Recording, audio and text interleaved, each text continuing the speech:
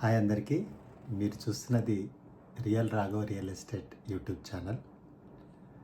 ఈరోజు మనం ఒక హాట్ టాపిక్ గురించి మాట్లాడుకుందాం. ఆ టాపిక్ ఏంటంటే హైదరాబాద్ రియల్ ఎస్టేట్ మార్కెట్ ఎందుకు స్లోగా ఉంది. దీనికి మొదటి కారణం డిమాండ్ లేకపోవడం, ఓవర్ సప్లై ఎక్కువగా ఉండడం. అయితే గత 2-3 సంవత్సరాలుగా చాలా రకాల residential open plots projects launch కావడం జరిగింది.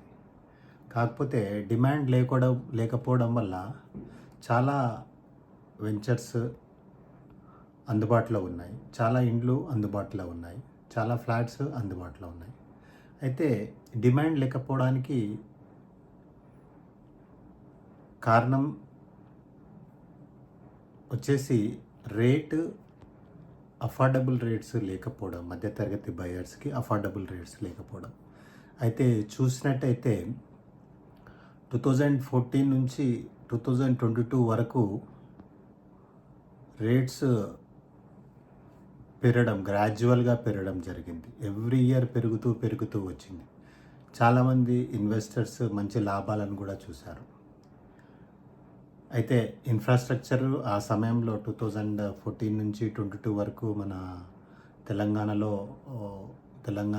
గవర్నమెంట్ ఇన్ఫ్రాస్ట్రక్చర్ డెవలప్మెంట్ చేయడం కానీ, జాబ్ మార్కెట్ కానీ, కొత్త కంపెనీస్ రావడం కానీ, కొత్త రోడ్స్ కానీ, ఇవన్నీ రకాలైన పాజిటివ్ ట్రెండ్ ఒకే రకంగా 8 ఇయర్స్ మంచి గ్రోత్ అనేది రియల్ ఎస్టేట్లో కనిపించింది.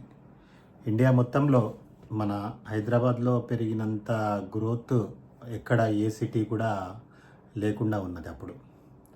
ఆ తర్వాత ఎలక్షన్స్ రావడం, తర్వాత వచ్చిన కాంగ్రెస్ గవర్నమెంటు కొన్ని అనాలోచితమైన నిర్ణయాలు తీసుకోవడం, మన ముఖ్యమంత్రి రేవంత్ రెడ్డి గారు హైడ్రా అని ఒక సంస్థను తీసుకొని వచ్చి అన్ఆథరైజ్డ్ లేఅవుట్స్ మీద చర్య తీసుకోవడం అంటే పేద మధ్యతరగతి వారికి సంబంధించిన ఇండ్లను కూలగొట్టడం, ఇవన్నీ కూడా ఒక రకమైన ప్యానిక్ సిచ్యువేషన్కు గురి చేసింది. చాలామంది బయ్యర్స్ ఏంటంటే భయపడేట్టు చేశారన్నట్టు. యాక్చువల్ గవర్నమెంట్కి ఇంకో ఆప్షన్ కూడా ఉండే, అంటే ఎల్ఆర్ఎస్ తీసుకోవడము, లేకపోతే కొంచెం ట్యాక్స్ కలెక్ట్ చేయడం, ఇవన్నీ కూడా చేస్తే బాగుంటుండే. కాకపోతే ఒకేసారి హైడ్రా అనే భూతాన్ని తీసుకొచ్చి పేద మధ్యతరగతి వాళ్ళ ఇళ్లను కూలగొట్టడంతో హైదరాబాద్లో రియల్ ఎస్టేట్ పరిస్థితి చాలా ఘోరంగా తయారైంది.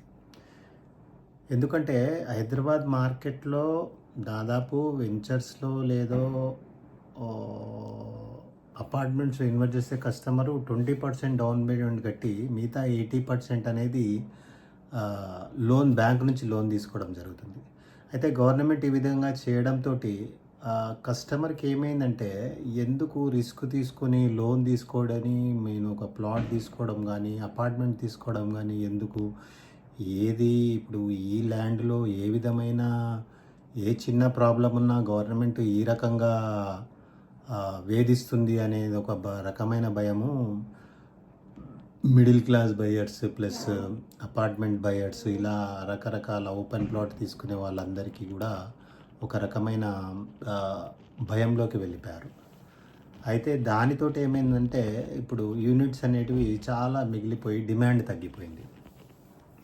ఇవే కాకుండా ఈ లోకల్ విషయాలే కాకుండా ఇంటర్నేషనల్ విషయాలు కూడా మన హైదరాబాద్ రియల్ ఎస్టేట్ మార్కెట్పై ప్రభావం చూపాయి. అంటే ఇప్పుడు ట్రంప్ వచ్చిన తర్వాత అమెరికాలో ఉద్యోగుల పరిస్థితి కొంచెం ఆగమ్య గోచరంగా ఉండడము, ఇంకోటి ఇప్పుడు ఏఐ రావడంతో వాళ్ళ కొన్ని ఉద్యోగాలు పోతాయని చెప్పేసి మనకు రకరకాలుగా ప్రచారం కావడము, ప్లస్ ఇంకా ఇప్పుడు ఇజ్రాయెల్ అండ్ పాలస్తీనా వార్ కానీ, యుక్రెయిన్ రష్యా వార్ కానీ, ఇలా వార్ తోటి కొన్ని రకాలుగా అంతర్జాతీయ సంబంధాలు దెబ్బతినడం, ఇవన్నీ కూడా కొంచెం ఎన్ఆర్ఐ ఇన్వెస్టర్స్లో కొంచెం భయాన్ని సృష్టించినాయి అన్నట్టు.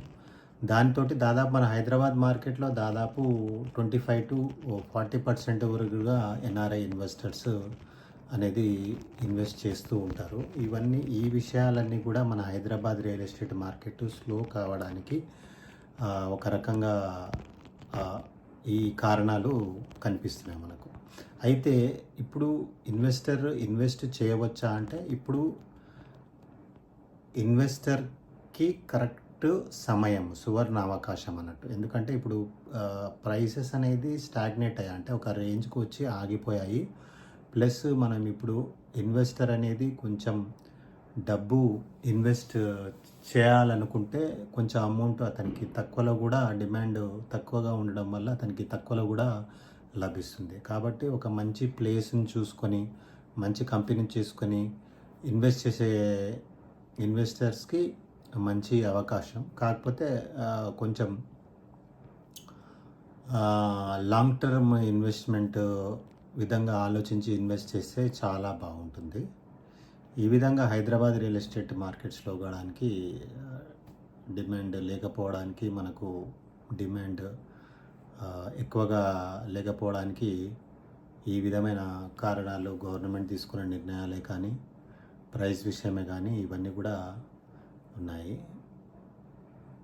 కాకపోతే ఇప్పుడు ఇన్వెస్ట్ చేయాలనుకున్న కస్టమర్స్ మాత్రం చాలా అద్భుతమైన సమయంలో అనుకోవచ్చు. ఇలాంటి రియల్ ఎస్టేట్ సంబంధించిన వివిధ విషయాల గురించి మనం తెలుసుకోవడానికి మన ఛానల్కు లైక్ చేయండి, సబ్స్క్రైబ్ చేయండి మరియు షేర్ చేయండి. అలాగే మీకు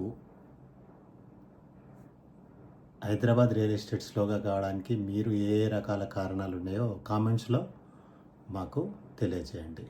ఇంకా ఇలాంటి ఎన్నో విషయాల గురించి తెలుసుకోవడానికి నెక్స్ట్ వీడియోలో మరిన్ని విషయాలు తెలుసుకుందాం. Thank you.